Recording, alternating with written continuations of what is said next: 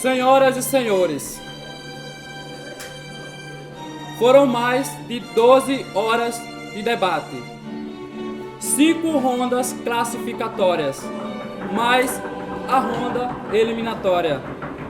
Muitos momentos de altos e baixos.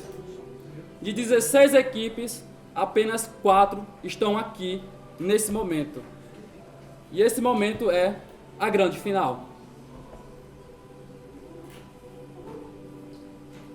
Para dar início, eu gostaria de chamar os adjudicadores. E como vocês bem sabem, quem adjudicará a final será a CA Team. Então, para dar início, vamos lá. Giovanni Begossi, membro fundador e presidente da União de Debates Competitivos do Rio Grande do Norte.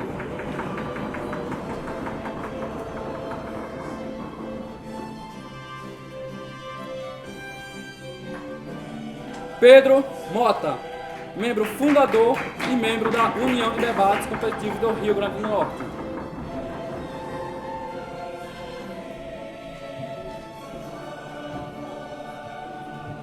Renato Ribeiro, atual presidente do Conselho do Instituto Brasileiro de Debates.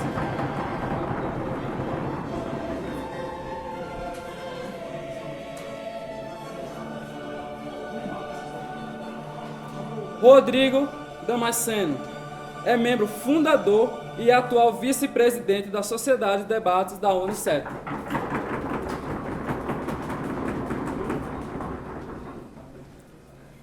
Agora, no momento, as equipes. Em primeiro governo, a equipe cearense, nós temos o Vinícius e o Felipe da Sociedade de Debates da UFC.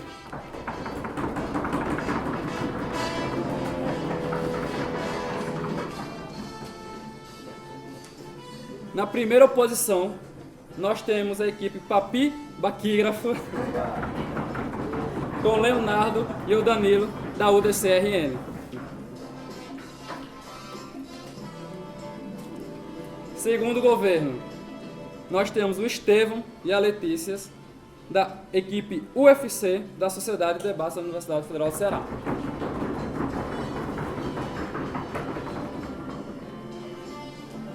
E em segunda oposição, nós temos a equipe CrossFox com o Rossini e a Natália da Sociedade de Debates Potiguar.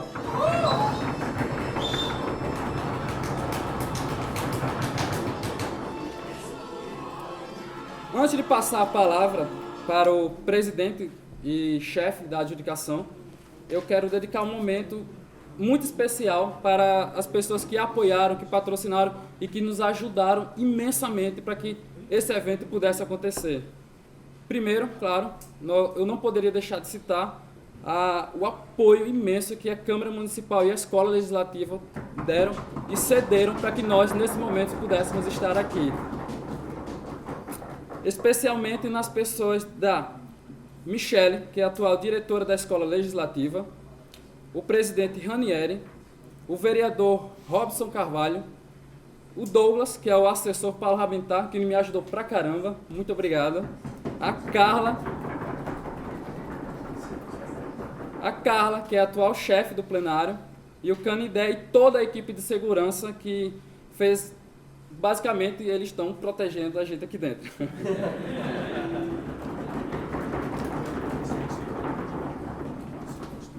Além desses, não sei se vocês viram, nas suas credenciais, nós temos alguns apoiadores.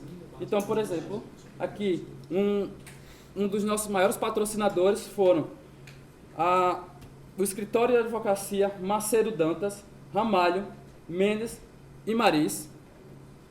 A Damaso Educacional, um especial agradecimento à pessoa do Fábio Saraiva. A Crux Cook Shop, em especial para a pessoa de Eduardo Varela, que é o atual, que foi o fundador e é o CEO dessa empresa.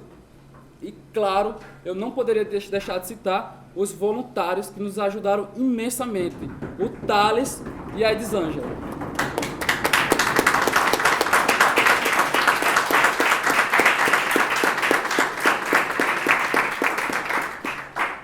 Que inclusive eles estão nos ajudando tanto que não estão aqui porque estão resolvendo o problema. Estão ali? Você tá sem óculos. Ah, o Thales está aqui. A Dzanja está lá atrás. Graças a eles.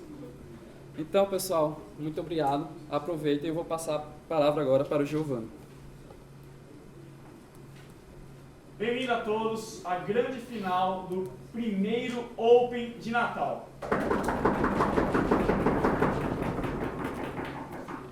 A moção é: esta casa ligaria cada jovem de 18 anos na máquina por 2 semanas, e eu convido o primeiro-ministro para proferir seu discurso pelo tempo de até 7 minutos.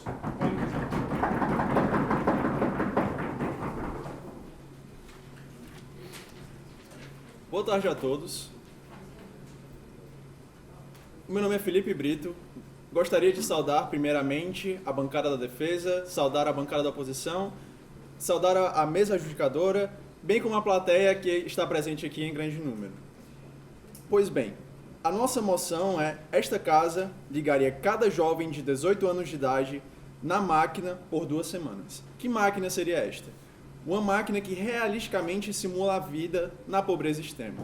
Veja bem, ela simula a pobreza extrema. Ou seja, os jovens de 18 anos que entrariam nessa máquina, ou seja, que participariam dessa simulação, não teriam nenhuma consequência física ao participar disso. E o fato de esta casa ligar, essa ligação, ela já abstém qualquer questão econômica ou questão logística. A discussão que nós apresentamos aqui é uma discussão moral. Uma discussão que, se fosse possível, esta casa ter uma máquina que colocasse todos os jovens de 18 anos por 2 semanas na simulação de pobreza extrema, nós a ligaríamos. Bom, contextualizando um pouco. Nós vivemos um mundo em que a pobreza é um fator determinante para todos os problemas sociais. Nós temos fatores como a fome, doenças que são causadas pela falta de sanitarismo. Nós temos fatores até mesmo como guerras que são causadas pela pobreza. E esse contexto de pobreza é bastante importante para a gente tentar entender quais são os problemas que nós temos atuais no mundo. Esse problema alcança bilhões de pessoas. E aí é que está o nosso plot twist. A outra parcela da população, muitas vezes, não tem esse contato. Não tem esse contato com essa pobreza extrema. Nós aqui, em uma câmara municipal, no ar-condicionado, nós vivendo nossas famílias, estudando em universidades federais, nós não temos esse contato com a pobreza extrema. Pobreza extrema essa que pode ser representada, por exemplo, na África subsaariana. E é isto que esta máquina está querendo colocar aqui. Ao propor a ligação dessa máquina, nós colocaríamos esses jovens de 18 anos por 2 semanas em diferentes realidades. Esse é um ponto bastante importante. Os jovens de 18 anos colocados nessa situação de pobreza extrema seriam colocados em realidades distintas realidades geográficas. Esse é um ponto que eu já vou antecipando, que a bancada da oposição poderia trazer. Pois bem, já não existem jovens de 18 anos que não vivem uma situação de pobreza extrema? Pois bem, não existe uma pobreza extrema, existem várias pobrezas extremas. Existem pobrezas na África subsaariana, por exemplo, no Oriente Médio com a questão dos refugiados, existe mais ao leste da Ásia, existe aqui no Brasil mesmo, aqui nos interiores, onde ninguém se tem notícia, onde a mídia pouco chega. Estas diferentes realidades que seriam o nosso ponto essencial, nosso ponto de demonstragem. O meu colega, mais posteriormente, irá retratar a importância de retratar de jovens de 18 anos verem essa realidade. O meu primeiro argumento é o exercício da alteridade. O exercício da alteridade é importante para que esses jovens de 18 anos, ao se colocarem nessa simulação, eles percebam como é que o próximo está vivendo, como é que o próximo, na pobreza extrema, que a mídia não mostra, que muitas vezes não se tem notícia, que está até mesmo geograficamente distante, esse jovem vai ter o exercício da alteridade. Vai ter o exercício da alteridade ao sentir com os próprios olhos, nessa simulação, como seria esta pobreza extrema. O meu segundo argumento é que, vamos pegar, por exemplo, um cargo público, ou então um cargo em um setor privado. Geralmente, os melhores cargos, eles sempre passam por um estágio probatório. Sempre tem, no estágio público, no caso, dura de 3 anos, um servidor público, ou no setor privado vai variar muito dependendo do estagiário. A nossa vida, a gente simplesmente é largado, a gente é colocado numa nossa situação sem muitas vezes passar por um estágio probatório. Esse é o meu segundo argumento, a necessidade de um estágio probatório para a vida. Esta máquina funcionaria como estágio probatório, ou seja, uma capacitação, uma forma de as pessoas melhorarem suas habilidades de percepção sobre a realidade humana, que elas não teriam em outra situação. Elas teriam apenas nessa situação que nós estamos aqui discutindo moralmente. A bancada da oposição pode vir aqui trazer, por exemplo, psicologicamente como essas pessoas seriam afetadas. Mas eu quero tratar aqui que nessa definição nós estamos colocando jovens de 18 anos. Já são pessoas que estão preparadas para a vida. São pessoas que já passaram por todo o desenvolvimento infantil, todo o desenvolvimento juvenil, alcançaram a vida adulta e, dado esse desenvolvimento, irão, portanto, participar. Pois não, senhor deputado? Sobre o preparo e as taxas de desemprego de jovens no mundo inteiro, o que o senhor tem a dizer sobre isso e a capacidade de preparo desses jovens para a vida? Pois não, senhor deputado. As taxas de desemprego já estão relacionadas à pobreza. Quando eu colocar um jovem nessa simulação de extrema pobreza, ele vai entender como a taxa de desemprego se dá no mundo de verdade. O meu colega posteriormente vai trazer o porquê dessa alteridade, o impacto que essa alteridade causaria. Pois não, senhor deputado? Se é um jovem já com desenvolvimento efetivado, por que ele mudaria e criaria essa alteridade? As pessoas não são imutáveis, senhor deputado. Ele tem um desenvolvimento do intelecto dele, desenvolvimento psicológico, desenvolvimento no sentido dos próprios órgãos, dos neurônios, dos próprios órgãos da pessoa, no sentido completos. Ou seja, os impactos que seriam causados negativamente não seriam tão determinantes no sentido negativo. Agora, nos sentidos positivos, como meu colega irá trazer posteriormente, são bastantes. Um outro ponto que eu gostaria de trazer aqui seria, portanto, ainda continuando nessa questão dos 18 anos. Os jovens de 18 anos são aqueles que estão se preparando para a vida adulta, como o colega da oposição antecipou. São essas pessoas que já estão querendo adentrar no mercado de trabalho. O mercado de trabalho é algo que rege muito a nossa sociedade atualmente. É algo que rege bastante das nossas relações interpessoais, das nossas relações que tem muito a ver com o meu primeiro argumento, que era o argumento da alteridade. Portanto, ao colocar esses jovens dentro dessa simulação, eles já estariam muito mais preparados para o mercado de trabalho. Já estariam mais preparados por saber que lá fora, mesmo numa realidade distante, existe um mundo onde a pobreza predomina. Existe um mundo onde essa pobreza é um fator determinante para as pessoas sequer poderem ter o que comer no almoço. E é por isso que esta casa ligaria, sim, esses jovens de 18 anos nesta máquina por 2 semanas. Muito obrigado.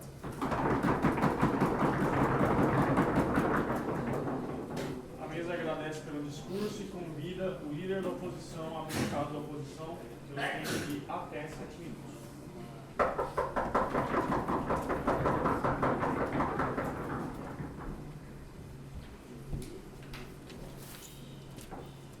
Como quiser, Léo. Obrigado.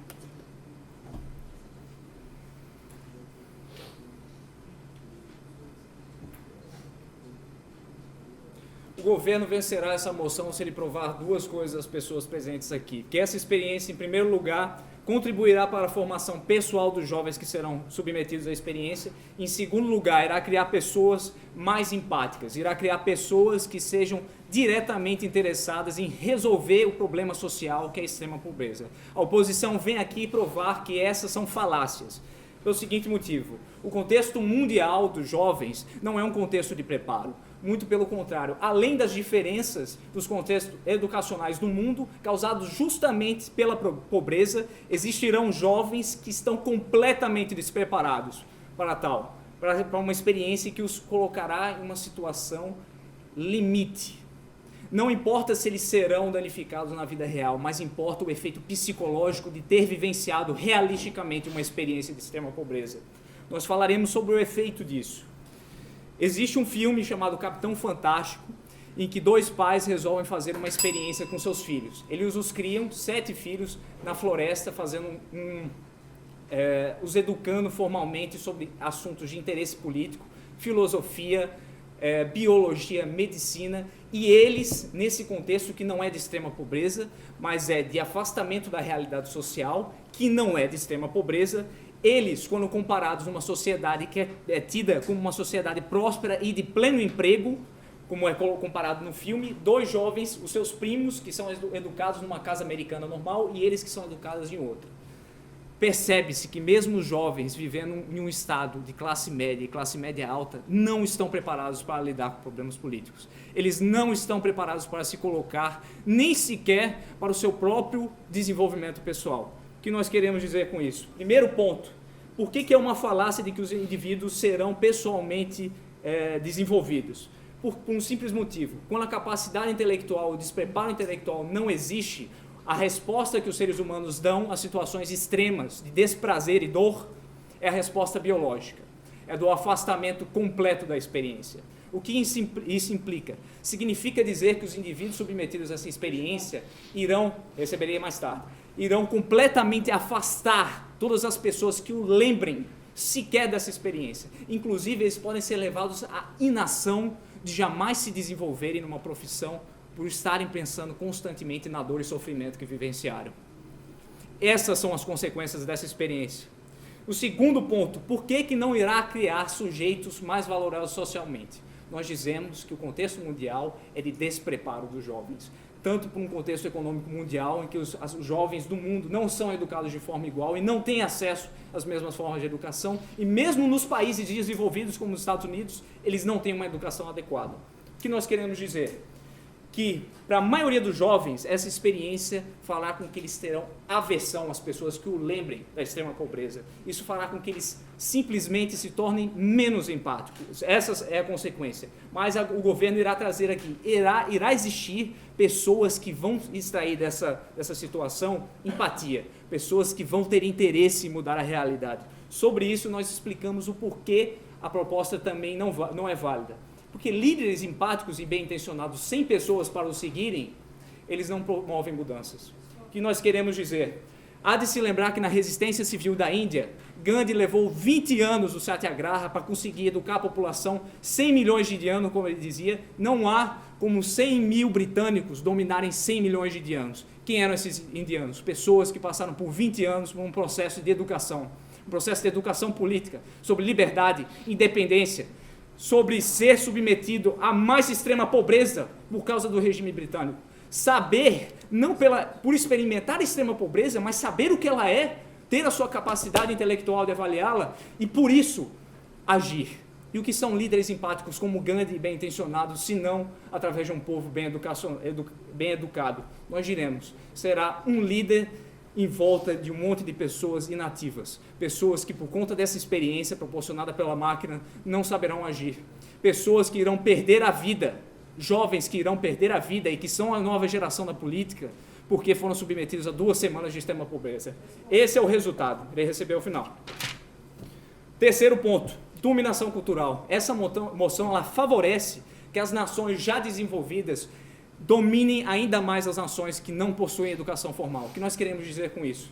Que mesmo na Alemanha e nos Estados Unidos, em que existem dificuldades educacionais, elas não se comparam aos países pouco desenvolvidos. Elas não se comparam ao Brasil. O que eu quero dizer com isso? Analise por um momento como os alemães reagem ao movimento neonazista na Alemanha. Os alemães hoje que votam nos nazistas, deixam de votar nos nazistas porque olham racionalmente qual é a resposta que eles dão às suas propostas. E os neonazistas não estão oferecendo resultados na Alemanha. No Brasil, o que isso significou? Significou uma ameaça autoritária que completamente colocou o país em fogo, em chama. As pessoas, sobretudo os jovens de 18 anos, não souberam se posicionar. Nós não soubemos discutir o que era a ameaça autoritária no Brasil e, por isso, nós falhamos. Nós falhamos pelo seguinte motivo. Diante de uma ameaça, diante do sinônimo de dor e sofrimento, nós entramos em pânico. Nós, jovens de 18 anos. Eu que tenho 21, entrei em pânico. Esse é o resultado dessa proposta. É por isso que a proposta do governo é uma falácia. Receberei perguntas aos 2 casos. O senhor fala de certo trauma, despreparo, que será relacionado a esse tipo de experiência, mas eu só desconsidero o fato de que existe grande parte da população mundial de jovens que passam por essa experiência não como simulação, mas como realidade. Já entendi a sua pergunta. Já entendi a sua pergunta. A proposta do governo não faz com que a realidade delas mudem. Porque a formação de pessoas empáticas e que possam resolver esses problemas, ela não basta em exemplos individuais. É preciso que todas as pessoas, o máximo de pessoas, sejam influenciadas, que sejam interessadas por assuntos sociais. E o meu colega vai trazer um modelo que seja mais adequado para isso. Mas a moção do governo ela é inadequada, é uma falácia para o que se propõe. Receberei da primeira casa. Perdão, obrigado. Então, nesses 3 pontos, não serão formados indivíduos pessoalmente melhores, não serão formados indivíduos empaticamente capazes de mudar a realidade, justamente por não estar correspondendo a um grupo maior capaz de segui-lo. Em terceiro ponto, isso irá apenas ampliar a dominação cultural que já existe na desigualdade mundial, causada justamente pelas potências econômicas que podem fornecer o experimento. Muito obrigado.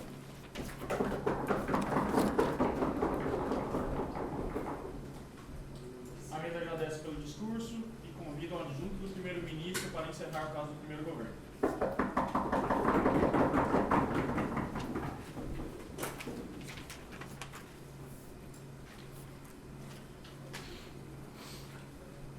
Boa tarde a todos. O meu papel aqui não é mostrar só porque esse modelo é bom, mas porque ele é necessário. Os filósofos até hoje, eles se limitaram a entender a história, mas agora é preciso transformá-la. E é exatamente por isso que nós estamos propondo aqui uma transformação que não seja abrupta da realidade. E esse é meu primeiro ponto, meu primeiro argumento. Muitas das formas e dos modelos, outros que foram apresentados até agora de acabar com a pobreza, são modelos que sempre costumam falhar. Por quê? Porque são modelos extremos, são modelos que propõem milhares de mortes. E o nosso modelo não. O nosso modelo ele é mais ponderado, porque ele estimula, por exemplo, não só pessoas que tenham mais alteridade e mais empatia, mas porque estimula o empreendedorismo social. E a comparação análoga que eu faço aqui é de, por exemplo, as agências de intercâmbio social, que já existem. E elas, como é muito bem sabido, elas transformam sim a realidade das pessoas que vão. Existem, por exemplo, no Ceará, não sei se aqui também, em Natal, a IESEC, que é basicamente uma empresa que permite que pessoas viajem de Fortaleza, por exemplo, até a Colômbia e vivenciem a realidade de pobreza diferente da que elas já conhecem em Fortaleza. E lá elas desenvolvem alteridade e empatia, porque além delas verem efetivamente que a pobreza existe, elas entendem por que a pobreza importa. E por que a pobreza importa? Ela importa porque quando nós estamos naquele papel, e é justamente este o ponto da alteridade, quando nós estamos na situação real de pobreza, é que nós entendemos por que ela importa, porque ela fere a dignidade da pessoa humana.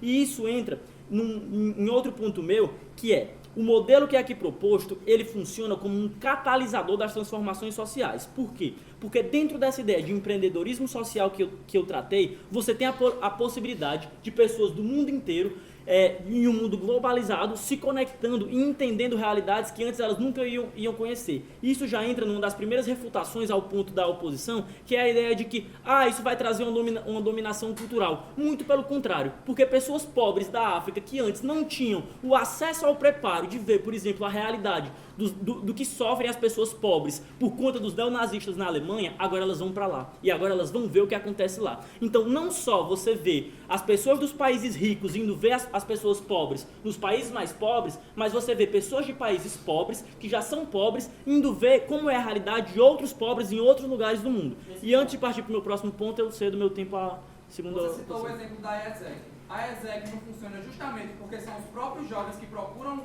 conhecer a outra realidade. Justamente, esse é um excelente ponto. A oposição pode aqui querer trazer a ideia de que nós poderíamos cercear a liberdade. Afinal de contas, nós estaríamos ligando todos os jovens. Mas o ponto que nós colocamos aqui é que todas as pessoas precisam sim desse ponto. E por que eu dei o exemplo da IESEC? Porque embora ela já seja muito importante, embora ela já exista, ela sozinha não é suficiente para sanar o problema. Por quê? Porque ela depende de pessoas que já tenham interesse. E é justamente por isso que o nosso modelo ele é o mais adequado, porque ele vai permitir que todas as pessoas experimentem isso e todas as pessoas tenham esse aumento de empatia e de alteridade. E além disso, nós conseguiremos com esse modelo promover o aumento da filantropia. Afinal de contas, pessoas ricas que têm, por exemplo, pais ricos e que com 18 anos vão e experimentam uma realidade completamente diferente daquelas que elas tiveram, elas vão se sentir muito mais motivadas e muito mais... definitivamente muito mais motivadas a ir lá e mudar aquela realidade. Hoje a gente tem, por exemplo, a Organização Médicos Sem Fronteiras. Essa organização ela é fruto de, basicamente, pessoas que já têm esse cunho social. E a nossa ideia é que, graças a esse modelo, muitas mais pessoas poderão se interessar por isso e poderão fazer isso. E por que não haverá um impacto psicológico negativo e, na verdade, positivo? E esse é um dos clashes desse debate e é essencial mostrar por que ele é positivo e por que ele é necessário. Vai ser positivo porque, primeiro, elas não vão estar vivenciando na prática, elas vão estar vivenciando numa simulação, e uma simulação você sabe que é algo simulado, é algo como um videogame. Você não joga um videogame e acha que está efetivamente na realidade. E o ponto aqui também central é que nós não estamos colocando essas pessoas para passar 1 ano, 2 ou 10 anos da vida delas. Nós estamos colocando por 2 semanas, porque é um tempo ponderado, é um tempo suficiente para você ver efetivamente como as coisas acontecem no contexto daquela sociedade. Não é um tempo muito curto e também não é um tempo muito longo. E antes de partir para o meu próximo ponto, eu cedo meu tempo. Sobre a experiência de dominação cultural, o senhor julga que um jovem somali de 18 anos tem a mesma capacidade de avaliar a experiência pública? Já entendi seu ponto. É justamente por conta disso que nós queremos que ele vá lá. Porque enquanto vocês não têm algo que efetivamente prepare esse jovem, nós estamos preparando ele. E ainda que alguns jovens possam, e isso é um ponto que nós poderíamos ceder, ainda que alguns jovens possam não ter um impacto, nós teremos muito mais pessoas. Porque se antes nenhum jovem da Somália iria lá e iria ver como as coisas acontecem lá, no país imperialista, como você chama, agora nós teremos vários e vários jovens que poderão compreender essa realidade histórica. E isso entra em um outro ponto muito importante meu, e que eu citei no início do meu discurso, que é a ideia de que nós temos toda uma realidade histórica em que se busca exterminar a pobreza, e que até hoje, como eu falei no começo do meu modelo, muitos modelos tentam acabar com a pobreza, mas tentam acabar abruptamente, tentam acabar dividindo o que já existe e não se preocupando em criar nova riqueza, em criar uma nova base efetivamente social. E é por isso que é importante o ponto que eu falei aqui de empreendedorismo social. Por quê? Porque com esse empreendedorismo nós teremos a possibilidade real de pessoas levarem novas empresas para lá, para as regiões mais pobres, dessas pessoas efetivamente gerarem emprego e gerarem uma forma de sociedade, todo um tipo de sociedade que seja muito mais preocupado, em vez de simplesmente explorar as pessoas, em efetivamente melhorar a vida delas. E por que eu estou tratando desse ponto? Porque é justamente isso que nós estamos falando. É a ideia de que nós podemos, enquanto hoje nós temos pessoas que simplesmente nunca vão se importar com a vida das outras e nunca vão se importar em um empreendedorismo que melhore a vida das outras, por que eu tentaria exterminar a pobreza se eu nunca vi ela? Agora nós teremos uma possibilidade real das pessoas transformarem aquilo, porque quando você vivencia o lugar do outro, você tem todo um caráter empático, você tem a ideia de ligação e não de distanciamento. De fato, haveria esse distanciamento se nós pegássemos todos os jovens, jogássemos ele lá para guerrear e vivenciar aquela pobreza sem nenhuma base. Mas é exatamente por isso que é uma simulação e não uma experiência que seja efetivamente real. As pessoas não poderão morrer lá, as pessoas não poderão ter danos biológicos diretos lá, porque é justamente uma simulação, é algo assistido, é algo que tem bases práticas e fundamentadas que foram muito bem trazidas aqui no meu colega. E é justamente por esses pontos de empreendedorismo social, aumento da filantropia e transformação não abrupta da realidade que nós podemos efetivamente melhorar a realidade de milhões de pessoas e extirpar a pobreza. Muito obrigado.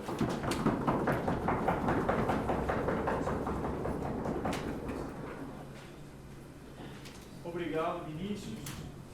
A mesa convida, então, Danilo para fechar o caso da primeira posição. Léo, a Mari, por favor.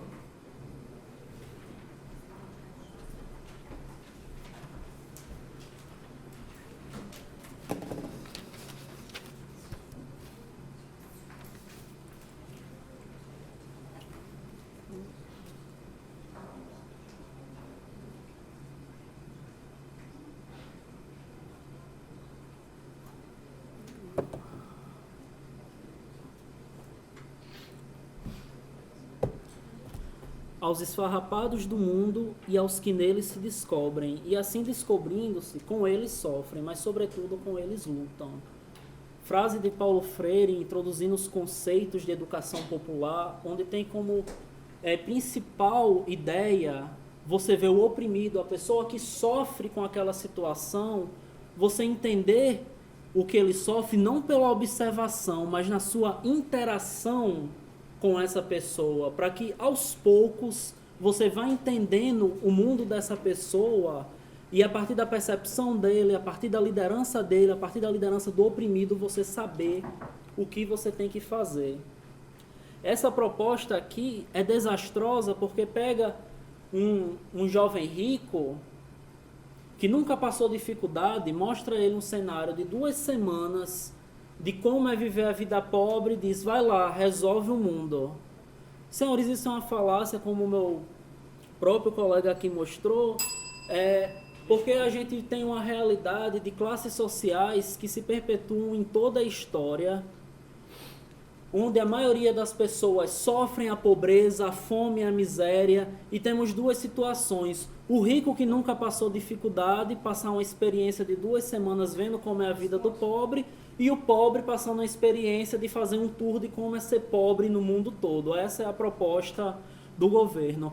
E por que, no final eu responderei perguntas, e por que essa medida não é producente? Meu colega aqui no seu terceiro argumento falou da dominação cultural. Senhores, quem são os nossos líderes? O próprio governo aqui concordou que a maioria da população sofre pobreza, sofre fome, privações. É realmente um grupo muito pequeno que pode dizer que nunca passou dificuldade, nunca se preocupou amanhã o que ia comer ou como ia pagar as contas. E nisso temos 2 cenários. As pessoas pobres, que poderiam já se insurgir, ser liderança para mudar o mundo, porque afinal passaram 18 anos sendo pobre. E temos o rico, que nunca fez nada nos seus 18 anos para mudar o mundo, agora vendo um videozinho de 2 semanas para aprender o que é ser pobre, e quem sabe aí a gente vai ter um novo líder. Aí a gente já tem um modelo que a gente tem 2 problemas. Primeiro, porque a população pobre já não se insurge nas suas lideranças para procurar mudar o mundo, e como que essa mudança, se deve ser estimulada, tem que surgir do rico. A gente vive uma realidade hoje pós-democrática, onde existe uma extrema falta de representatividade. Me diga um deputado federal pobre, me diga um senador pobre, um governador que passa dificuldades. Você pode até ter políticos que passaram dificuldades, mas que o status quo que a gente tem hoje são de pessoas ricas governando para ricos, que no final protege o rico do pobre, e somente isso. A gente não tem essa mudança. E meu colega aqui foi muito preciso em mostrar que mudança de paradigmas leva tempo, não é do dia para a noite, não é em 2 semanas. É muito fácil você dizer que em 2 semanas uma pessoa que nunca viveu a realidade do pobreza vai se insurgir como um líder. Então, por que tantos ricos já não se preocupam com a pobreza? Você vai me dizer que o empresário não sabe o que é ser pobre? O empresário que vê os seus funcionários mendigando um adiantamento de salário porque não tem comida para dar aos seus filhos, será que esses empresários já não sabem o que é passar fome? E, senhores, a minha proposta aqui é justamente nessa perspectiva freiriana. Você quer realmente mudar o mundo? Antes eu aceito a sua pergunta. A ideia freiriana que é trazida por você de interação real não é justamente aquilo que é proposto pela simulação, porque não vai ser um videozinho, mas sim uma experiência realista. Entendi. Dentro de uma simulação. E é justamente por isso que os empresários Entendi. Temos aqui a proposta do governo, vamos simular o que seria ser pobre, e temos aqui a proposta que eu lhes dou. Por que não estimulamos uma aproximação das classes sociais e essa compreensão não vem através de uma simulação imaginária? Por que não botamos as pessoas que não sofrem privações em contato com os pobres, para eles dizerem as suas dificuldades, você conhecer? O membro do governo falou aqui da ISEC, excelente, muito melhor do que uma simulação é você estimular programas que coloquem as pessoas que nunca viveram numa realidade de pobreza dentro daquela realidade. Me sinto até louvado pelo membro do governo que já trouxe uma contraproposta melhor do que o líder do governo. E, senhores, aqui nos argumentos do meu colega, antes de retomá-los, eu vou aceitar agora uma pergunta da segunda bancada, para encerrar as perguntas. Trata-se basicamente de ver pobreza e vivenciar pobreza. O senhor disse que deve se incentivar programas que procuram ver pobreza, só que eles são ligados pelo voluntarialismo, só vai quem quer. Ou seja, só quem já tem só quem já possui essa predisposição a essa atividade é que irá procurar ali, não a totalidade. Entendi. Então temos aqui 2 situações. Vamos obrigar os jovens de 18 anos a entrarem numa realidade fictícia onde simula a pobreza, ou vamos estimular que cada vez mais jovens, por vontade própria, queiram se inserir nessa sociedade? Eu acredito que vão sair muitos mais líderes a partir do momento que uma pessoa de classe social mais alta se interessa em ir conhecer aquela realidade. Porque, senhores, vamos falar da formação psicológica. Uma pessoa que passa a vida toda na riqueza, passa 2 semanas na pobreza e volta para a riqueza, aquilo ali vai ser apenas uma memória afastada, vai ser o que o meu colega trouxe, vai ser um trauma. Por isso que aqui o que nós da oposição colocamos é muito mais rico, porque a gente falou de uma dominação cultural, que a gente insiste em formar líderes das elites e não temos líderes da pobreza lutando nessas causas. Precisamos de mais representatividade e interação social entre as classes. Essa medida, sim, promovendo lideranças que vêm da pobreza, que vêm das classes mais baixas, vai ser capaz de a gente entender melhor o que é a vida de um pobre. Você pegar vários senadores ricos decidindo o que vai ser melhor para o pobre, é basicamente você fazer um zoológico. E, senhores, a educação é adequada. É melhor você educar uma pessoa que não conhece uma realidade com as pessoas que vivem aquela realidade do que com uma simples simulação. E é por isso que nós nos opomos a essa medida. Obrigado.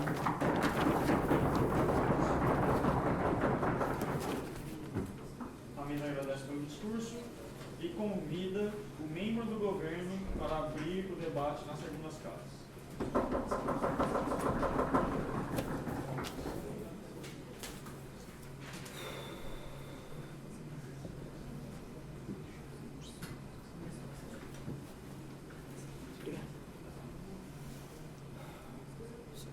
Posso começar? Quando quiser.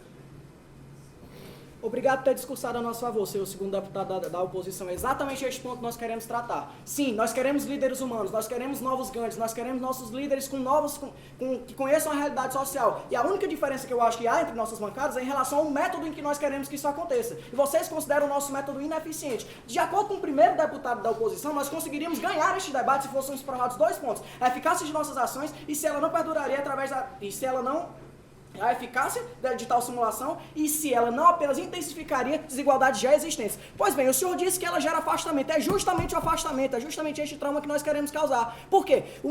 Pense por um minuto. Existem 2 tipos de jovens. Jovens que pertencem a uma elite e jovens que não pertencem a essa elite que passam dificuldade na vida. Esse jovem que passa dificuldade na vida, passando por esta simulação, terá ojeriza a pobreza, como o senhor mesmo disse. Ele quer se afastar o mais rápido possível daquilo, ele não quer ser direcionado, ele procurará tomar as decisões corretas para que a sua vida não seja igual àquela simulação a qual ele se submeteu. E o jovem rico, mais uma vez, como foi mencionado, ele irá ter contato com a extrema pobreza, ele irá saber como reconhecer uma situação daquela e o que as pessoas passam a viver vivendo aquela situação. Se torna-se austeridade, porque nós vivemos em molduras, existe uma consciência social nisso. Durkheim diz que nós vemos a sociedade através de nossos enquadramentos, o lugar onde nós vivemos, quem nós conhecemos, o que nós vivenciamos. Se nós vivenciamos situações de pobreza, nós atualmente vemos a sociedade de maneira mais ética, de maneira mais social, e é desse jeito que nós queremos que nossos jovens sejam realizados. A questão da liberdade também foi abordada nesse ponto, porque obrigaríamos os jovens a passar por 2 semanas dentro de uma simulação. Nossa, mas que desprendimento da liberdade individual. Meus senhores, o que é a escola? Nós obrigamos as pessoas, crianças e adolescentes a passarem 8 horas do seu dia, dependendo da escola, de ensino integral, passamos uma grande parte da sua infância e da adolescência dentro de uma sala fechada, ouvindo um senhor de idade,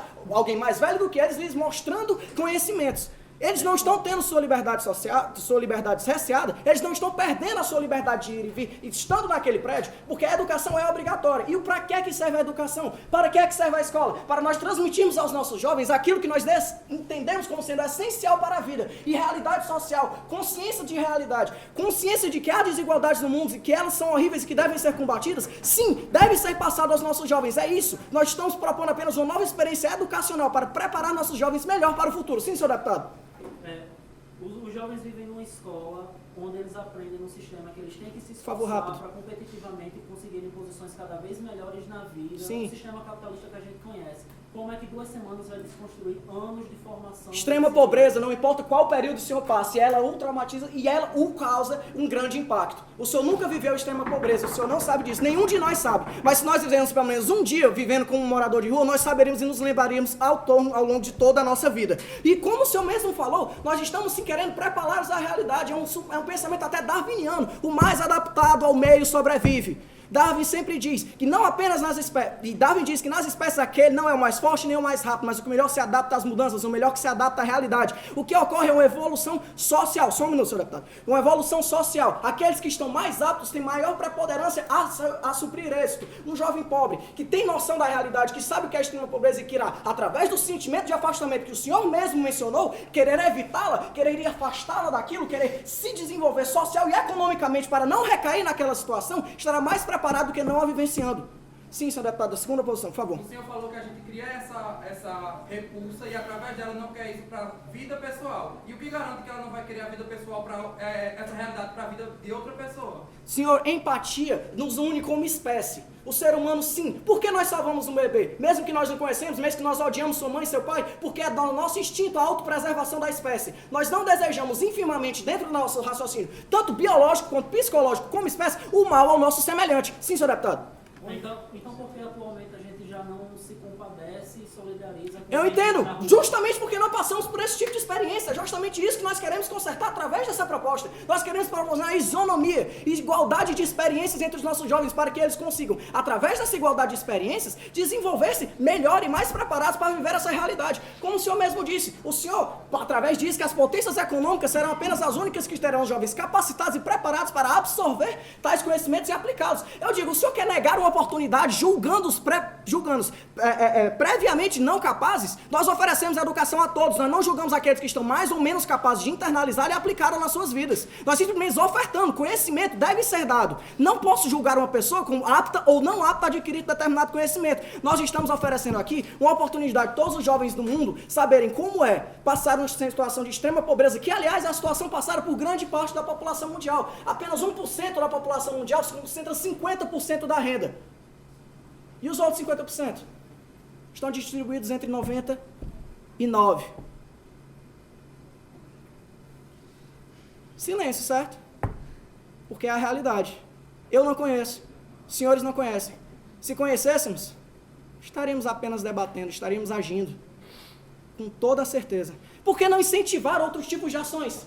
Ah, por que não vamos incentivar um diálogo entre as classes para que elas procurem? Por quê? É voluntário.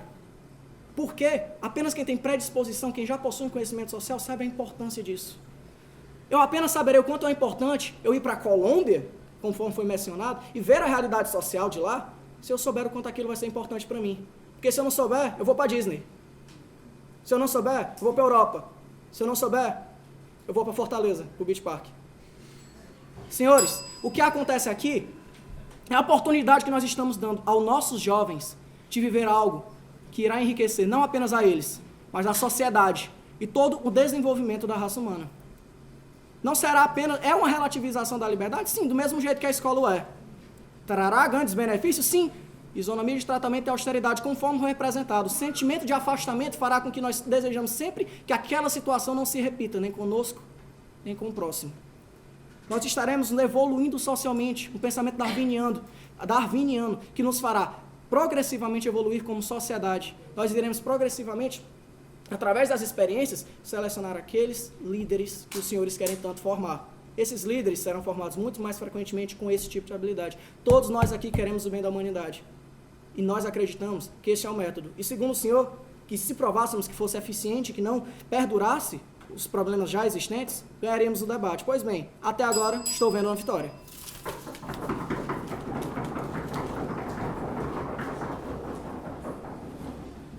Obrigado, Estevão. Convido então Rossini para abrir o caso da segunda posição.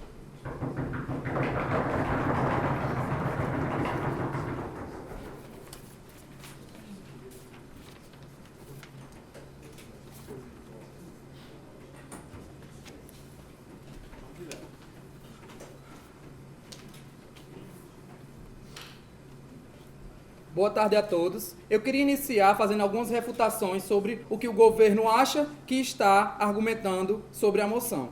Primeiro aqui, quero retomar uma ideia que foi apresentada de forma correta pelo primeiro governo, que trata-se de uma discussão moral. Realmente trata-se de uma discussão moral. Só que essa discussão moral faz a gente querer além de conhecer a realidade. A discussão moral, e é o que todos nós concordamos, é que a gente quer a mudança dessa realidade. E eu quero mostrar por que os exemplos trazidos aqui não se aplicam de verdade à delimitação da moção. Vamos aqui por pontos. Primeiro, a IESEC. A IESEC é um projeto voluntário que você procura, e sim, nem todo mundo procura. Outras pessoas procuram a Disney. Mas as pessoas que procuram a IESEC não conhecem a pobreza extrema. Elas não estão lá para conhecer a pobreza extrema. Elas estão lá para conhecer outra realidade. E conhecer outra realidade é diferente de você colocar uma pessoa em 2 semanas para conhecer a pobreza extrema. A segundo exemplo que foi colocado de forma errada são os médicos sem fronteiras, que muitos sim são colocados em pobreza extrema. Só que esses médicos, eles já possuem um senso humanitário. Esses médicos sem fronteiras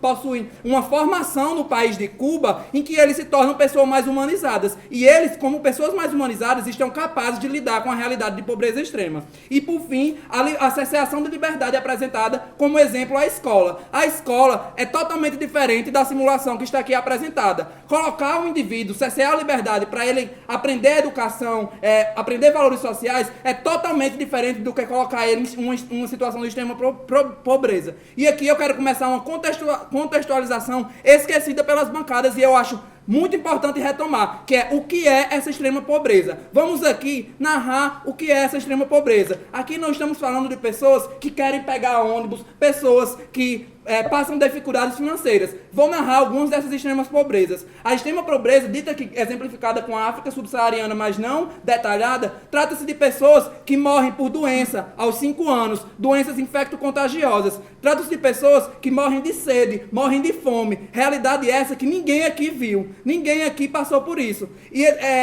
colocar pessoas nessa extrema pobreza é totalmente diferente de colocar ela para conhecer uma realidade diferente. Estamos aqui focando em uma experiência realística sobre a pobreza extrema e não sobre realidades diferentes. E aqui eu quero retomar o porquê aqui trata-se de valores de fachada. E construir valores de fachada não é aceito moralmente. E por isso refuta a argumentação de vocês. Porque valores de fachada não fazem a gente mudar aquela realidade. Fazem com que a gente sinta sentimentos diferentes sobre aquela realidade, percebam que aquilo existe, mas não mudar aquilo. E aqui eu quero trazer alguns exemplos. O ser humano, ele é um ser humano que, ao contrário do que foi colocado, não tem um instinto de alteridade. Ele tem um instinto de egoísmo. O ser humano, naturalmente, tem tendência de ser individualista. Ele tem tendência de procurar o melhor para si. E o que acontece quando você vai para uma realidade totalmente diferente? Como foi falado pelas palavras do segundo governo, vai querer mudar, querer criar repulsa para aquilo, para mudar e não querer entrar sua própria vida naquela realidade e não querer que as outras pessoas vivenciem aquilo. Então, o nosso instinto maior é de egoísmo, porque se nosso instinto maior fosse de alteridade, a gente não estaria tratando com caridade as pessoas que a gente vê diariamente na rua. A gente estaria tratando com alteridade. Então, o sentimento que vai se passar por essa simulação, na verdade, é um sentimento de caridade. Você, de longe, vai querer mudar aquela realidade. E agora eu quero dizer por que essa experiência, depois eu aceito. Porque essa experiência, na verdade, é negativa. Porque, como os senhores mesmos falaram, outras pessoas já possuem esse sentimento de autoridade. Outras pessoas já desenvolveram isso. Entretanto, elas, quando chegam aos 18 anos, se colocadas para experimentar a extrema pobreza, talvez elas percam esse sentimento. E eu vou explicar por quê. Porque existem níveis diferentes de pobreza. Uma pessoa que está tratando de crianças pobres e doentes não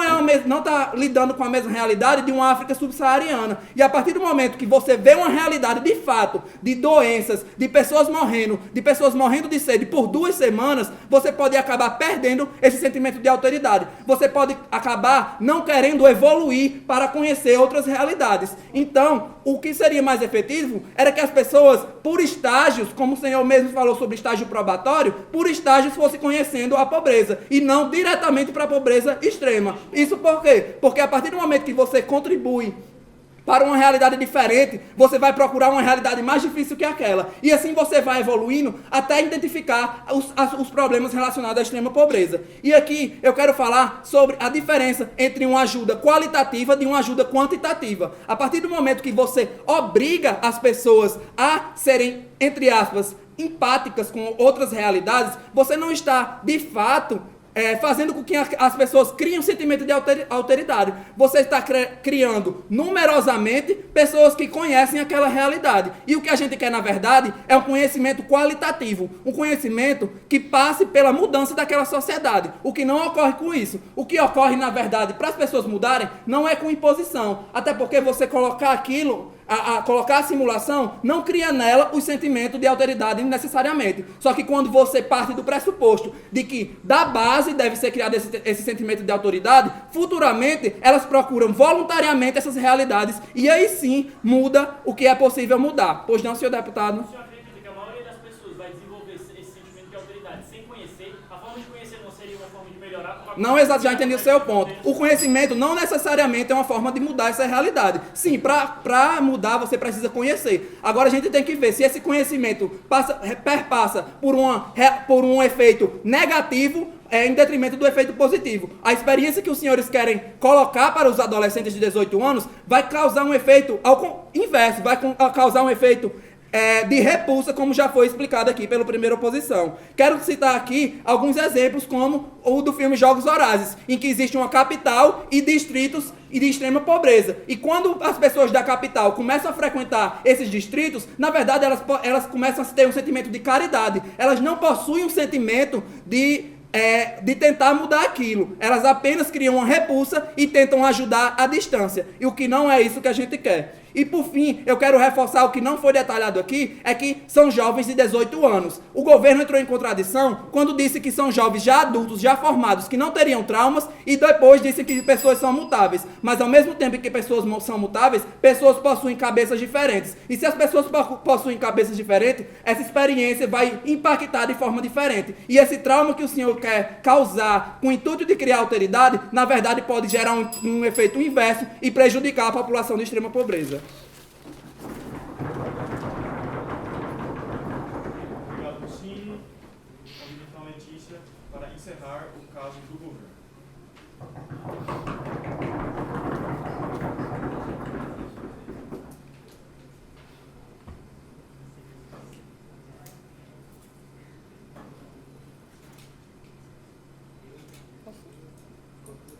Obrigada pelo reconhecimento. Eu me chamo Letícia Sampaio, sou estudante do curso de Direito da Faculdade Federal do Ceará. Eu vim aqui fazer o papel de whip. O que é isso? Eu quero mostrar para vocês porque a nossa bancada consagrou-se vencedora e também apontar quais foram os pontos relevantes nesse debate. Primeiramente, foi apontado sobre a contribuição para a formação social. Eles quiseram rebater esse argumento. Vou mostrar porque isso não é fato.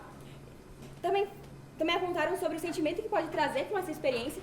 E também uma consequência psicológica, que seria o trauma. E também eles apontaram uma proposta, o que não cabe nesse debate que nós estamos querendo discutir. Se essa realidade virtual pode acontecer ou não. Primeiramente, a proposta, que também vai me levar à minha argumentação, dizendo porque a gente saiu vencedor. A educação social. Eles proporam uma educação social onde a pessoa conheceria a outra experiência. Entretanto, conhecer sem vivenciar não é a mesma coisa. Porque você conhece, você tem uma maior habilidade para poder mudar se você conhecer. Por exemplo, não dizem que você aprende com o erro? Portanto, você tem que ter aquele sentimento mais... eu sei o que é isso, eu sei o que as outras pessoas sofrem para poder realizar tal mudança. Diante disso, isso vai me trazer ao sentimento que pode trazer com as pessoas que vão a essa experiência. Foi apontado, primeiramente, sobre a alteridade em contraponto ao egoísmo. Entretanto, quando apontaram sobre esse argumento do egoísmo, trouxeram outro logo após, que foi sobre pode perder a alteridade. Vejamos, então, portanto, aqui uma contradição. Foi dito primeiro que é natural deles o egoísmo, depois que eles podem perder a autoridade que vier. Portanto, primeiramente, já vemos uma contradição e uma relativização desse egoísmo. Eu digo que, como foi apontado pela nossa bancada da defesa, há sim um sentimento de alteridade. Por quê? Porque, como foi muito exemplificado pela minha dupla, de que há um sentimento de humanidade, há uma tendência a você rechaçar a morte, você rechaça o que é ruim para os outros. Dessa forma, eu quero dizer que a alteridade existe e se você viver essa experiência de uma realidade virtual, nós vamos sim poder ter mais amor ao próximo e poder agilizar para que não ocorra prejuízos à dignidade da pessoa humana, que sim, ela é atingida para aquelas pessoas que vivem na pobreza extrema. Vejamos que, por exemplo, a pobreza extrema oferece essa dignidade e isso existe. E isso me leva ao meu segundo ponto, que é o segundo clash desse debate, que é de que isso contribui para a formação social. Vejamos que assim, se contribui para a formação social ou não. Se a pessoa tiver essa experiência, ela vai querer ter um sentimento de mudança muito mais profundo. Por quê? Ele vai ser um catalisador de transformações, todas as pessoas vão conhecê-lo, e outra coisa, vai realizar a filantropia e, portanto, tudo isso vai levar a ser positivo. O grande clash é se essa atitude é positiva ou não. Nós não estamos querendo aqui ligar para a proposta como foi apontado pela bancada da oposição. Dessa forma, viver essa experiência é extremamente importante porque vai melhorar a vida de todos. Olha só como isso é impactante. Vamos ver que essa experiência vai querer que crie outras ONGs para poder mostrar como que isso vai atuar de forma muito importante. E vejamos bem, foi apontado de que, por que as pessoas ricas ou não já doam? Isso acontece, mas entretanto, essas pessoas doam para algumas ONGs e essas ONGs, eles atuam sim de forma muito efetiva. Nós queremos aumentá-las. Dessa forma também foi feito o seguinte questionamento. Será que os ricos empresários já não conhecem os pobres? Afinal, eles têm seus empregados? Entretanto, e os políticos da mesma forma. Entretanto, vejamos que a nossa proposta é que atinja a todos. Então, outras pessoas vão poder ter essa experiência. E olha, o rico, ele não conhece a experiência do pobre. E quando ele conhece a experiência do pobre, ele sim doa. Por exemplo, foi Balotelli, por exemplo. Temos os maiores doadores, eles sim doam. E isso é uma experiência. E essa experiência de você viver de forma muito pobre vai mostrar o quanto você pode se sair vencedor. Portanto, essa experiência é muito importante porque transforma a sociedade e cria um empreendimento social. Ou seja, a pessoa vai ter mais âmago para poder fazer tal transformação. Vejamos que isso é muito bom para a sociedade como um todo. Por quê? Porque o ser humano viveu no começo de forma pobre. E, portanto, ele vai ter, sim, esse instinto para poder sobreviver. E, dessa forma, isso vai atingir a todos de forma igualitária, seja o rico, seja o pobre. E sobre o argumento apresentado de que isso favorece os países mais educados, isso é uma mentira. Favorece os países mais educados porque eles vão ter mais habilidade para poder superar determinada pobreza, mas não. Quando justamente os mais pobres vão ser mais adaptados a isso. Os mais pobres são aqueles que já vivem uma condição pior de vida, portanto eles vão conseguir saber aprender e a viver melhor nessa determinada condição. E os ricos, eles vão ter essas experiências e vão saber que o pobre sim tem a sua contribuição a acrescentar e são pessoas inteligentes também, à sua maneira. Tem alguma pergunta? Você abaixa. Então você está dizendo que essa simulação vai servir apenas para que os ricos passem a dar mais filantropia, que é um nome concretizado para a esmola? Isso é uma consequência, caro deputado. Foi apontado sobre a filantropia, de que isso vai acontecer, isso vai de fato acontecer. E vejamos que isso traz o cerne do debate. Se isso vai acontecer, eu sei que você não é contra a filantropia, mas se isso acontecer mais ainda, não vai ser mais positivo, esse é o cerne do debate. Portanto, essa experiência vai ser positiva, porque vai trazer uma educação social de forma mais efetiva e também vai trazer uma transformação social. Deu para entender? O ponto ficou claro? Muito obrigada. Portanto, essa ulneriza a pobreza vai acontecer, as pessoas vão se tornar mais empáticas e o trauma, por exemplo, vejamos, é muito importante.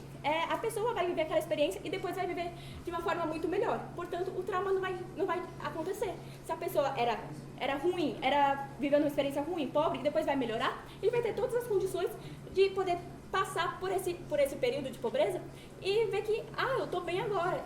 Antes eu podia não estar, mas agora eu estou bem. Olha, vai trazer um sentimento de felicidade, de satisfação e, portanto, vai servir como âmago para poder haver transformações sociais. Esse é o ponto, porque vai ser tão impactante que todos nós, de formas iguais, podemos melhorar e ninguém estaria em situação de pobreza extrema. Porque se tiver, nós vamos querer sim mudá-las, porque já vivemos essa experiência e não queremos que mais aconteça. Muito obrigada.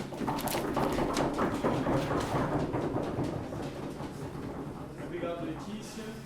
A mesa convida, então, Natália, para fechar o caso da segunda posição e o debate como um todo.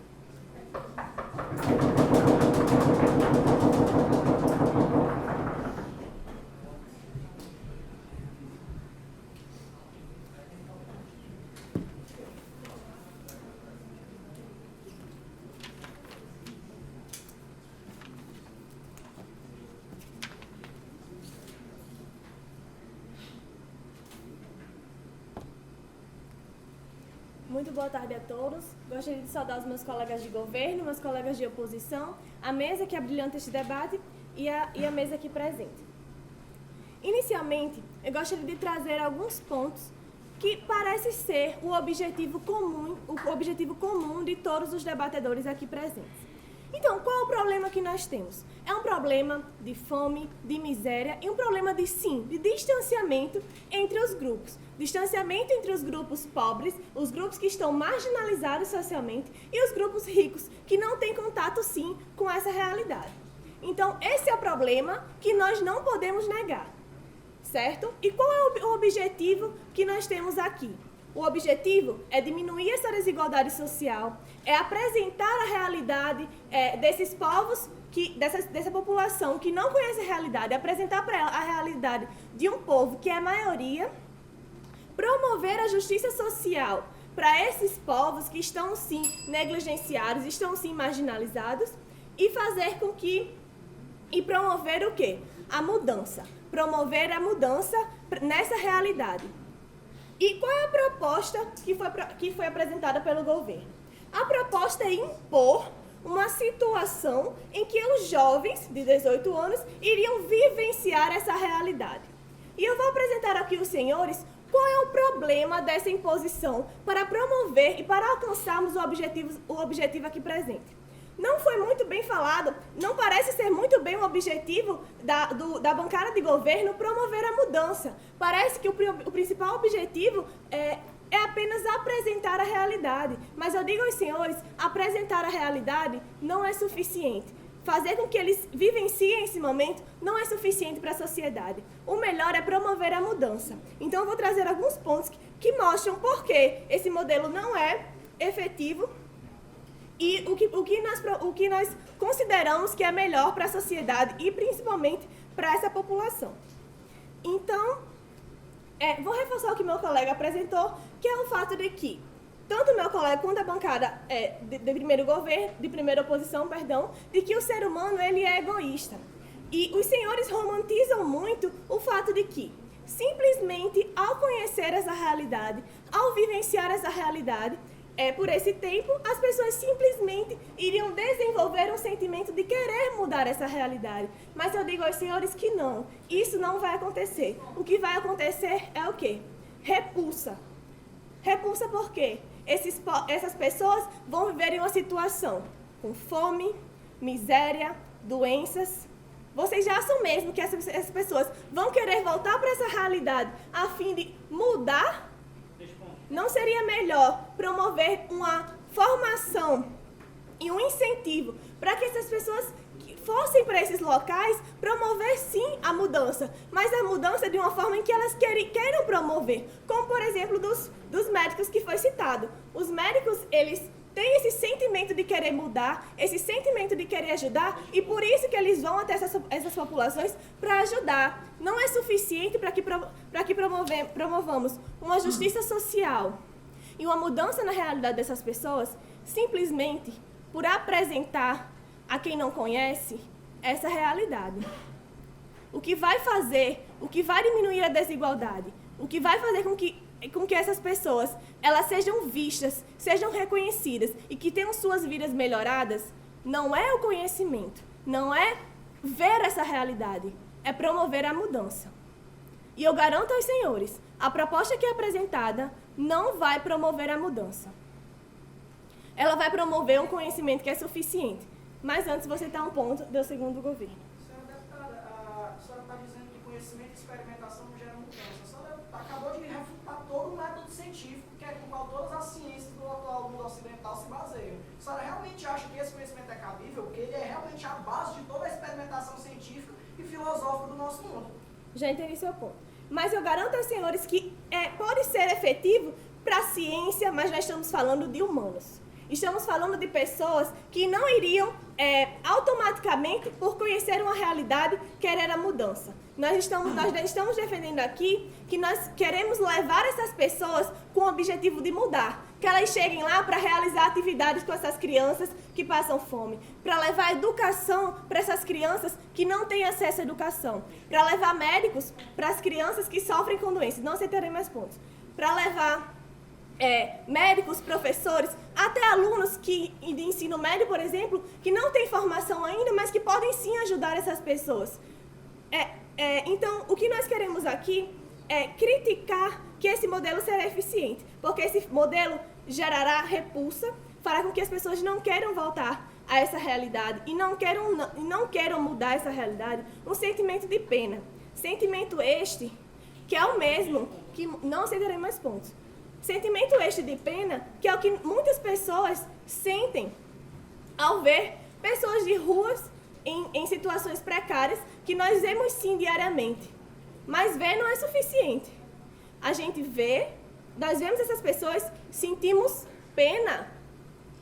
Não sentimos vontade de mudar a realidade dessas pessoas. Então, o mais eficiente é incentivar que essas pessoas cheguem a esses locais para mudar. Não cheguem lá para conhecer e, principalmente, não sejam obrigados, porque é a imposição que vai gerar repulsa, que vai fazer uma revolta que essas pessoas que viveram essa experiência, elas não queiram retornar a esse lugar. O melhor, eu repito, é que essas pessoas vão para lá porque elas querem e porque elas querem ir lá para mudar. A proposta do governo faz com que simplesmente as pessoas queiram ir lá conhecer. Mas o nosso objetivo aqui é tirar essas pessoas dessa situação em que elas se encontram. Situação de doença, de pobreza, de falta de educação. Então, se nós queremos promover essa mudança, que levemos pessoas que queiram promover a mudança. Então, eu repito, esses impactos negativos seriam muito grandes, principalmente porque iria causar os valores apenas de fachada. Repito, um sentimento de pena, um sentimento de caridade, mas não um sentimento de alteridade e não um sentimento de mudança. E é a mudança social que nós queremos para essas pessoas. Não queremos apenas conhecer a realidade, nós queremos mudar. E para mudar, nós precisamos levar pessoas que queiram mudar. Com isso, eu encerro meu discurso. Obrigada.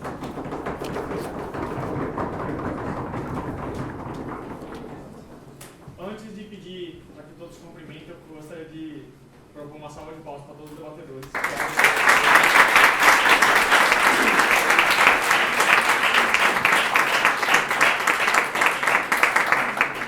Agora, peço que se cumprimentem. A adjudicação vai se reunir em 15 minutos. Daremos início às próximas coisas com encerramento e premiação, beleza?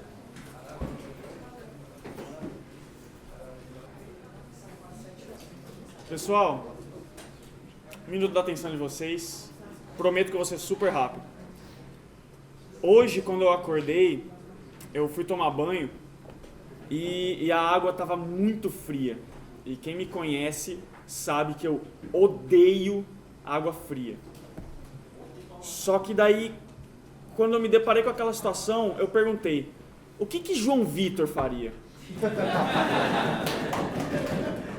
O João Vitor ia colocar a mãozinha, colocar o pezinho, colocar o pescoço? Não! João Vitor ia entrar, ó. Mas daí me veio outro questionamento. O que Eduardo Denis faria?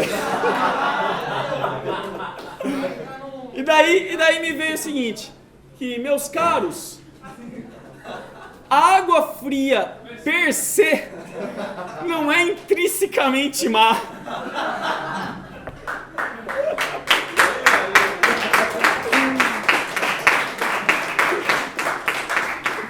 Gente, qual que é a moral da história? Quando nós conhecemos outras pessoas, uma partezinha de nós vai com elas uma partezinha delas fica com a gente.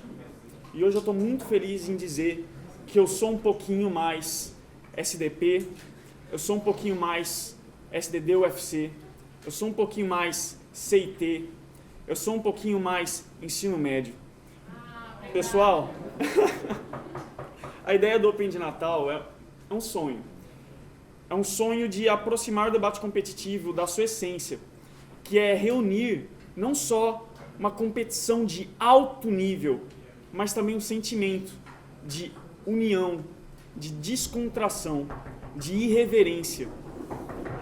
E é por isso que a gente apostou em formações antes dos debates, social todo dia, drunk debate, tudo isso, inclusive que drunk debate, está filmado. A gente não sabe se vai publicar, né? Não. Mas a gente vai ficar vendo depois, né? Social com Ceará. O quê? Social com Ceará. Social com o Ceará em todos os dias.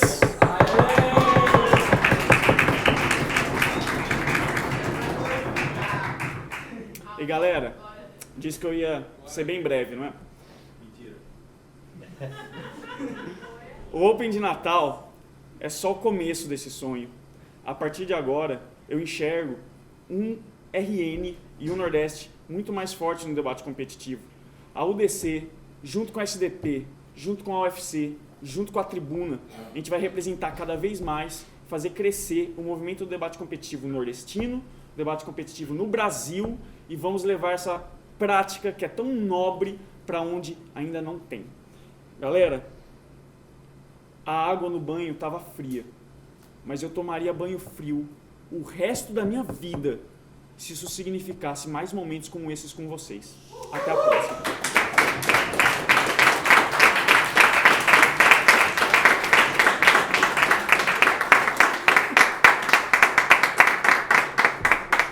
Mas ninguém veio aqui para me ver discursar. Veio aqui para ver quem que vai ganhar isso aí. Tá ok? Tinha que fazer.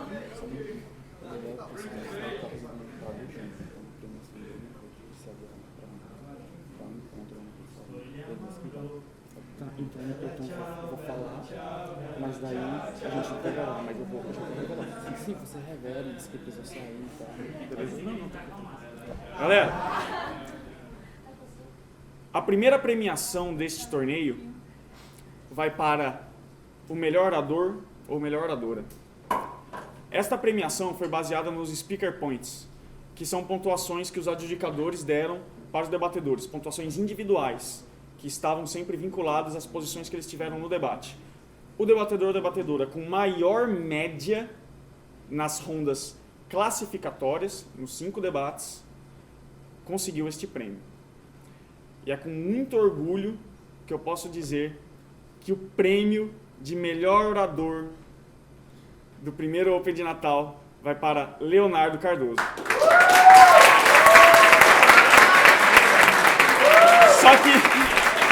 Só que Leonardo não está aqui. Leonardo não está aqui. Então eu convido a dupla dele, Danilo.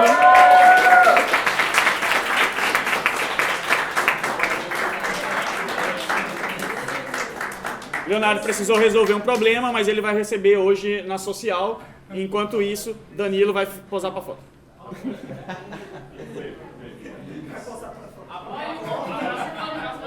Danilo, não esquece.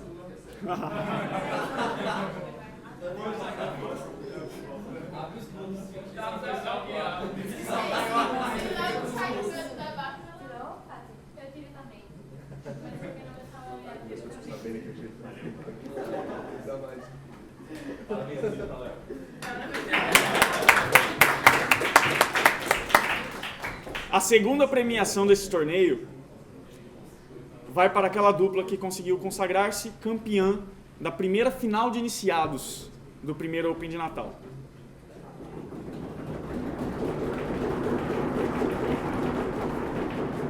E é também com muito orgulho que eu anuncio que os campeões da primeira final de iniciados foi o primeiro governo, Matheus Neri e Iris.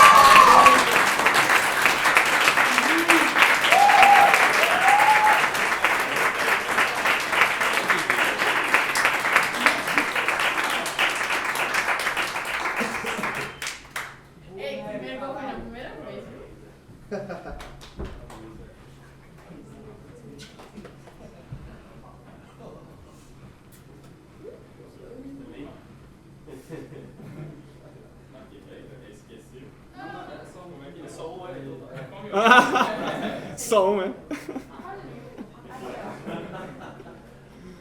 Os caras são foda, pô, só um.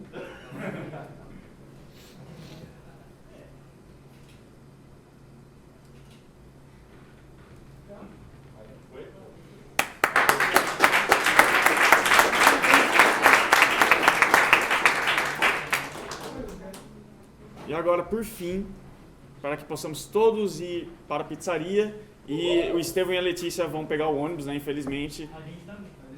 Não acredito. A gente vai no mesmo ônibus. Ah, que pena, gente. Um vai pra Fortaleza na mesma hora, a gente... Beleza, não, relaxa.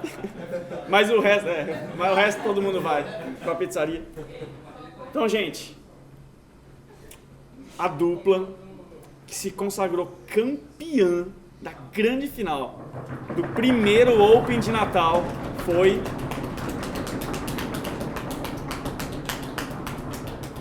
primeiro governo Vinícius e Felipe.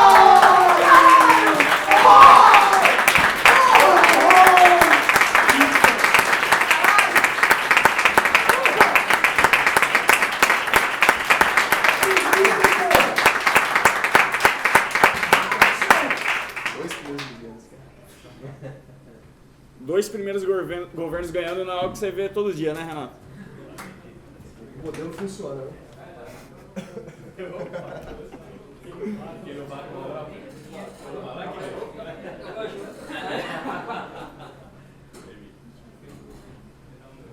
Renato, quer falar umas palavrinhas? Quer? Fazer aquele... Dar aquele seu sorrisinho assim. Sim, bem lembrado, bem lembrado. A gente não poderia não mencionar uma pessoa que, se tivesse um prêmio de debatedor revelação nesse torneio, certamente seria essa pessoa que debateu em Ironman, Swing Team e fez break em quarto e recebeu o maior speaker point que eu já dei na vida. Foi essa pessoa, Eduardo Denis.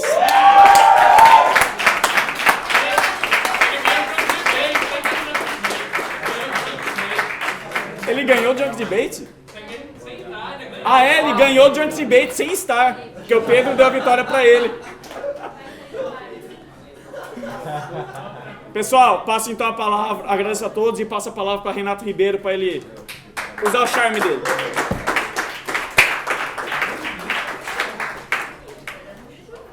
Pessoal, não vou me alongar muito, porque todo mundo quer a pizza. O Giovanni falou em trazer esse momento para o Brasil, em levar isso para o Brasil inteiro, isso que a gente está construindo aqui, isso que tantos de nós tentam construir há tanto tempo. Eu falo de trazer esse movimento que começa tão forte aqui agora para Natal. Vamos trazer o Campeonato Brasileiro de Debates para Natal o mais rapidamente possível.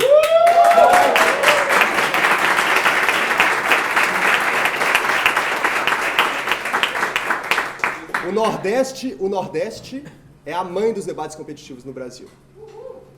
Está na hora desse torneio voltar para cá, e eu acho que vocês são os melhores candidatos para isso. As duas sociedades daqui orgulham o país inteiro, vocês têm experiência internacional, vocês já mostraram nesse torneio que vocês estão no mais alto nível de debate do Brasil, com debatedores do ensino médio debatendo, como a Iris está debatendo, com o Lucas Medeiros, que podia estar em qualquer final do país, e por azar não estava nessa final aqui agora. Então, eu senti muito orgulho de vir aqui e ver o estado que o movimento está. Certamente isso é fruto de um modelo que funciona e de 3 debates por semana. Continue assim, em 1 ou 2 anos no máximo eu quero estar com o Campeonato Brasileiro de Debates aqui em Natal.